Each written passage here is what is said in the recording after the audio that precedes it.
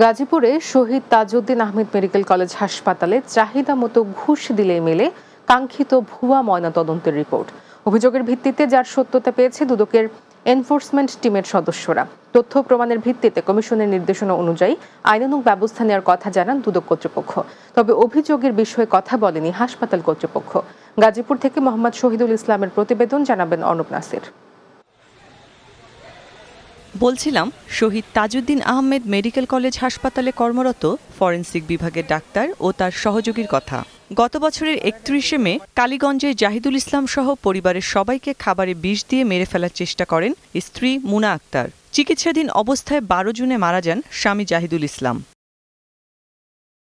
জাহিদুল ইসলামের মৃত্যুর পরে শুরু হয় শহীদ তাজউদ্দিন আহমদ মেডিকেল কলেজের ফরেনসিক বিভাগের দর কষাকষি। ময়নাতদন্তের রিপোর্ট বদলে দেওয়ার ভয় দেখিয়ে দাবি করা হয় মোটা অঙ্কের টাকা।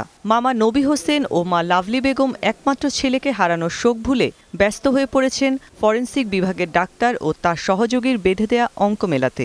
বুলবুল আসার পরে বললো যে আপনাদের বিপক্ষের লোক আসছিল, আইসা দেখা সাক্ষাৎ করে গেছে, অনেক আপনারা দ্রুত যদি নেন রিপোর্টটা, তাইলে ঢাকা মহাখালী সিরিয়াল দিতে হবে। সিরিয়ালের জন্য 20,000 টাকা দিতে হবে। টাকা দিলে আমরা আপনাদের পক্ষে রিপোর্ট দিব, আর নাইলে আমার আসামি পক্ষে এরা যোগাযোগ করছে, নাইলে ওদের পক্ষে রিপোর্ট চলে যাবে। তবে সখ্যতায় পিছিয়ে নেই সহযোগী বুলবুল। অভিযোগ ছাপিয়ে নিজেকে নির্দোষ দাবি তার। তাহলে আপনি ওই টাকাটা রিটার্ন করলেন কই থেকে? কার কাছ থেকে নিলেন আপনি টাকাটা?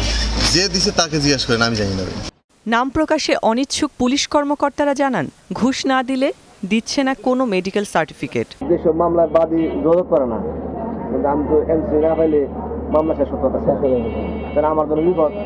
সিনিয়র অফিসে যাতে খালি মামলা কমা তখন আমরা কি করি, ওই 1,000 বা 1,500 2,000 দিয়ে এলাম। আমি যেমন চাইলে এখন আমার কোনো সমস্যা নেই, কিন্তু আমার সার্টিফিকেট আমার দেন, মামলাটা আমরা শেষ করি। অভিযুক্ত ডাক্তারের সাথে মুঠোফোনে কথা হলে তিনি এই বিষয়ে এড়িয়ে যান। জানি না, আমি আসলে জানি না, আমি শুনলাম প্রথম এরকম।